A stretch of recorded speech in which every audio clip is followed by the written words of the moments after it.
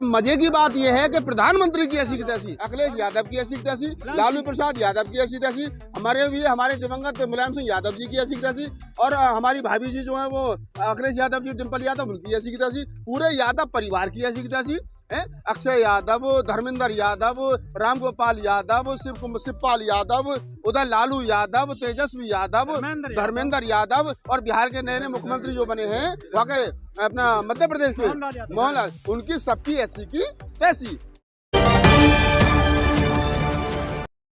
कोई ओबीसी नहीं हूँ, ब्राह्मण बता दे उन्होंने खुद को, जाति बदल रहे हैं लोग, धर्म बदलते हैं। नहीं, पूरी बात बताओ ना। उसने सिर्फ इतना ही थोड़ी कहा है कि मैं अग्निहोत्री ब्राह्मण हूँ। उसने ये भी कहा है सलवारी बाबा ने कि मैं ओबीसी की ऐसी की तैसी। अब ओबीसी की ऐसी की तैसी का मतलब ये है कि माननीय प्रधानमंत्री जी जो अपने आप को ओबीसी होने का दम्भ भरते हैं, उनकी कैबिनेट में जो 22-23 मंत्री हैं जो कहते हैं कि हमने 20-22 मंत्री ओबीसी समाज के बना रखे हैं, उन्होंने अभी हाल ही में जो मध्य प्रदेश में ओबीसी समाज का मुख्यमंत्री बनाया है, उन तमाम लोगों की ऐसी की तैसी। और मजे की बात यह है कि प्रधानमंत्री की ऐसी की तैसी। और मैं नहीं कह रहा हूँ, ये सलवारी बाबा कह रहा है कि प्रधानमंत्री की ऐसी की तैसी, यानी ओबीसी की ऐसी की तैसी तो प्रधानमंत्री की ऐसी की तैसी। अब राजेंद्र पाल गौतम जैसे लोग कहते थे जाति छोड़ो समाज जोड़ो। अब बाबा रामदेव ने जाति छोड़ दी। बाबा रामदेव ने सोचा कि मैं हिंदू धर्म में रहूं या ना रहूं, मैं यादव रहूं ना रहूं।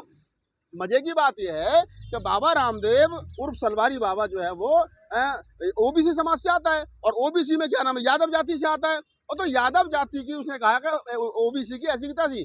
तो अब देखिए लक्ष्मण यादव की ऐसी की तैसी, अब देखिए कि सुनील यादव की ऐसी की तैसी, चंद्रभूषण यादव की ऐसी की तैसी, अखिलेश यादव की ऐसी की तैसी, लालू प्रसाद यादव की ऐसी तैसी, हमारे दिवंगत मुलायम सिंह यादव जी की ऐसी की तैसी, और हमारी भाभी जी जो है वो अखिलेश यादव जी, डिम्पल यादव, उनकी ऐसी की तैसी, पूरे यादव परिवार की ऐसी की तैसी है। अक्षय यादव, धर्मेंद्र यादव, रामगोपाल यादव, शिवपाल यादव, उधर लालू यादव, तेजस्वी यादव, धर्मेंद्र यादव, और बिहार के नए नए मुख्यमंत्री जो बने हैं वहाँ के अपना मध्य प्रदेश के मोहनलाल, उनकी सबकी ऐसी की तैसी। और ये कह कौन रहा है? कह रहा है यादव जाति का अपने आप को जो कह रहा है कि मैं अब अग्निहोत्री ब्राह्मण हूँ, मैं द्विवेदी ब्राह्मण हूँ, त्रिवेदी ब्राह्मण हूँ, चतुर्वेदी ब्राह्मण हूँ।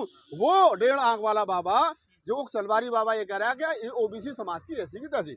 एक सवाल यह निकल करके ये आता है, बचपन में सुनते थे कि कुल्हाड़ी में लकड़ी का दस्ता ना होता तो लकड़ी को कटने का रास्ता ना होता। अगर इस देश का ओबीसी समाज अपने आप को समझ जाए कि वो ओबीसी है तो ओबीसी की हकमारी ना हो। लेकिन अगर आज ओबीसी समाज की हकमारी हो रही है, अगर दलित समाज की हकमारी हो रही है, तो उसके पीछे सबसे बड़ा जो कारण है ये ओबीसी समाज के अनपढ़ कुपढ़ गधे ऐसे जो घूम रहे हैं ना, इनकी वजह से हो रही है।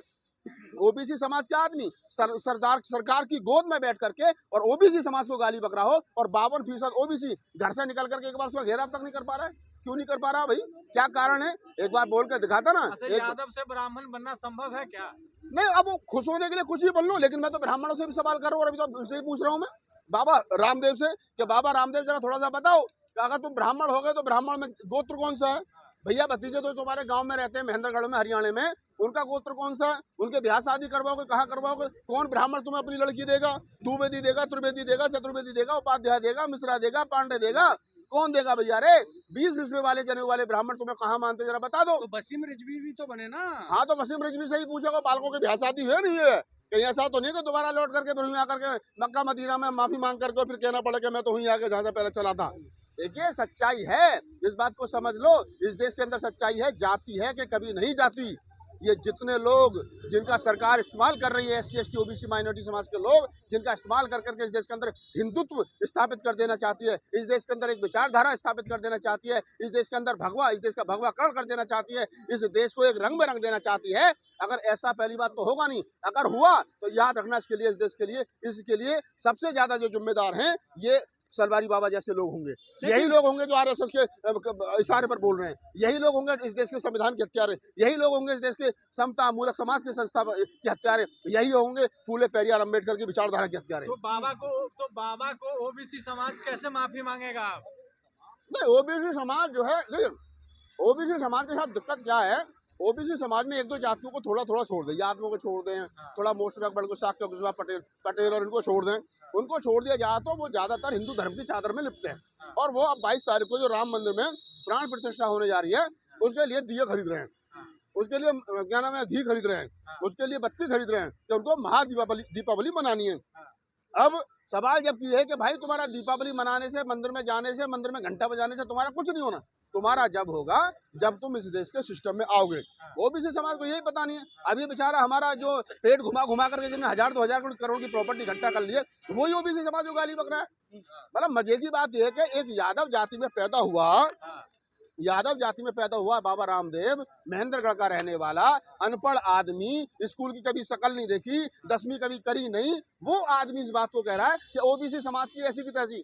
तो मुझे तू बता फिर तेरी ऐसी तैसी नहीं तो सर हिंदू धर्म की जो उसने चादर ओढ़ी है भगवा कलर की, उसी से तो वो करोड़पति बना है। सही तो कह रहा है कि मैं ओबीसी की एसटी कर दूंगा, मैं ओबीसी नहीं हूँ, मैं ब्राह्मण हूँ। देखिए सरकारें आएंगी, सरकारें जाएंगी, ये जो वर्तमान में लोग रूल कर रहे हैं ना, इनसे पहले भी थे। एक उर्दू का शेर है कि तुमसे पहले जो एक शख्सियत तख्ता नसी था, उसको भी अपना खुदा होने पर इतना ही यकीन था। इस बात को समझ लीजिए कि जो लोग अपने आप को खुदा समझ करके बैठे और करके सदैव वही रहेंगे, नहीं रहेंगे। इस बात को ध्यान रखिए कि इनके बाद में भी लोग आएंगे, इनसे पहले भी लोग थे। देश का लोकतंत्र था, देश था और देश रहेगा, और देश का लोकतंत्र भी रहेगा। तो ये सरकार की गोद में बैठ करके जिन्होंने 1000-2000 करोड़ इकट्ठे कर लिए हैं और ये अपने आप को अब बड़ा बहुत बड़ा तुर्रम खां समझने लगे हैं, कुछ नहीं है। कभी ना कभी सरकार बदली जाएगी ना। पिछली बार सलवार पहन के भागा था, इस बार साड़ी पहन करके भागेगा, कोई बड़ी बात नहीं। ये बाबा और ये जो जब वो करते हैं, सारे कथा करते हैं, ये क्यों बोल रहे हैं दलितों पर, ओबीसी पर? क्या इनके सठिया गए हैं दिमाग? देखिए अब तक बोल रहे थे रामभद्राचार्य, अब तक बोल रहे और दूसरे शंकराचार्य, अब तक बोल रहे थे सवर्ण मानसिकता के लोग, लेकिन अब ओबीसी समाज का लोग अपने वालों को गाली दे रहा है। मैंने बताया ना कि यादव जाति में पैदा हुआ बाबा रामदेव, जिसने पेट घुमा घुमा करके सरकार के सारे 1000-2000 करोड़ की प्रॉपर्टी इकट्ठा कर ली है, वो अपने आप को ये समझा कि मैं बहुत बड़ी तुर्रम खा हो गया, जबकि उसे पता नहीं है कि कालखंड में जब कभी कहीं साहित्यकार को, इतिहासकार वर्तमान समय पर कुछ लिखेगा मेरे जैसा, तो फिर कहेगा, फिर बताएगा, फिर पूछेगा कि कौन था रामदेव। आकलन तो तब होगा ना, अभी थोड़ी होगा, 100 साल के बाद आकलन कुछ होगा। लोग ये भी कह रहे हैं कि क्या पता रामदेव की माँ ने उसके कान में बता दिया हो कि तेरी जाति ये है, उसको पता हाँ, होगा ना? ये बड़ा सवाल है।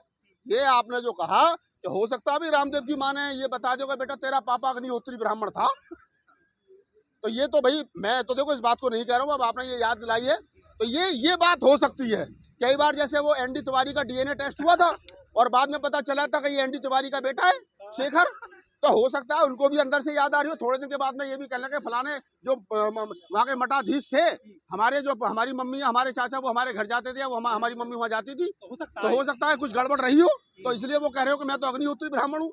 द्विवेदी, त्रिवेदी, चतुर्वेदी, उपाध्याय जी, पांडे जी, जो भी 20 का वो बता रहे हैं। ये बात पत्रकार बंधु आपने बिल्कुल ठीक कही कि अगर बाबा रामदेव ने ये बात कही है कि मैं जो है वो मैं ब्राह्मण हूँ, मैं ऐसी की तैसी ओबीसी समाज की, तो ये समझ लीजिए कि बाबा रामदेव के कान में बता दी होगी मरती हुई अम्मा ने, कि जैसे फिल्मों में नहीं होता था, अमिताभ बच्चन की फिल्मों में निरुपमा माँ बनती थी, वो मरते टाइम कहती थी कि बेटा तुम्हारा बाप ऐसा नहीं ऐसे है, और वो बाद में उसकी एंट्री होती थी। तो रामदेव की जिंदगी में हो सकता है इस प्रकार के बाप की एंट्री हो, ट्विस्ट आएगा और वो कहेगा कि ओहो ये है। आज अगर उसने ये बात कही है तो ये बात सच है, ये बिल्कुल फिल्मी सीन चल रहा है। हाँ बिल्कुल, बाबा ठीक कह रहा है कि मेरा बाप जो है वो ब्राह्मण है, मैं ब्राह्मण का खून हूँ, मेरे अंदर में अग्निहोत्री ब्राह्मण। अच्छा सर, एक बाबा हो रहा है रामभद्राचार्य, वो आंखों से अंधे हैं लेकिन चमार को निशाना बना रहे हैं सर, कथा बांधते हैं। देखो मैं उनका धन्यवाद करता हूँ बाबा रामभद्राचार्य का, उनका इसलिए करता हूँ शंकराचार्य जी का मैं धन्यवाद। सबसे बड़ी बात यह है कि उन्होंने इस चमार जाति के कुनबे को छोटे से बड़ा कर दिया। पहले चमार कितने थे देश के अंदर भाई, शेड्यूल कास्ट में 25% में 15% चमार, बाकी अन्य नॉन चमार।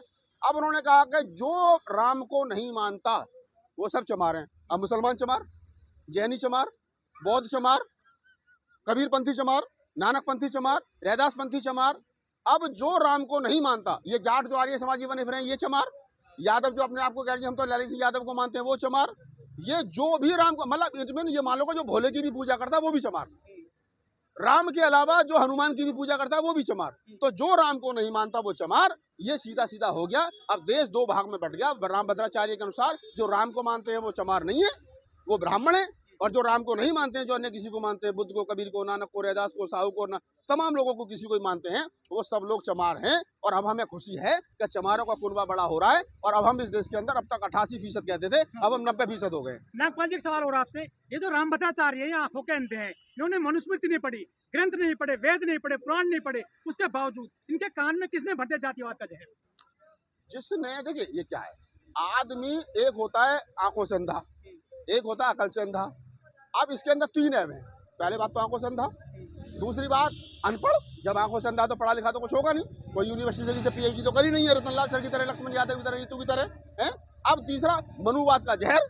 तो ये जो सारा सिस्टम है, इस सारे सिस्टम में का उसके दिमाग में जो जहर है वो समय समय पर उगलता रहता है। पिछले दिनों उसने कहा था मरे मुलायम काशीराम बोलो भैया जय श्री राम। उससे पहले उसने कहा था कि मोदी जी को नहीं पता कि बुद्ध ने इस देश में कितना, हिंदू धर्म का कितना नुकसान कर दिया है। मोदी जी विदेश में जाकर के कहते हैं बुद्धा की धरती से आए हूँ।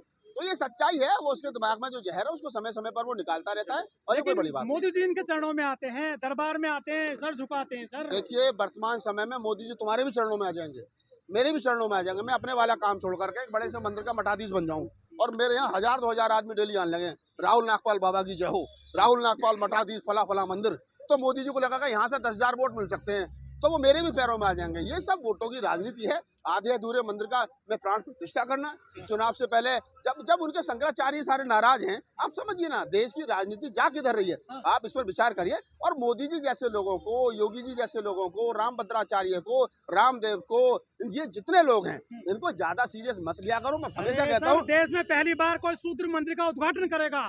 ओबीसी है, शूद्र हैं, पिछड़े हैं मोदी जी। अब ये भी मैं कह सकता हूँ कि जब सरकार बदलेगी तो 4 शंकराचार्य जो नाराज है फिर ये शुद्धिकरण करेंगे।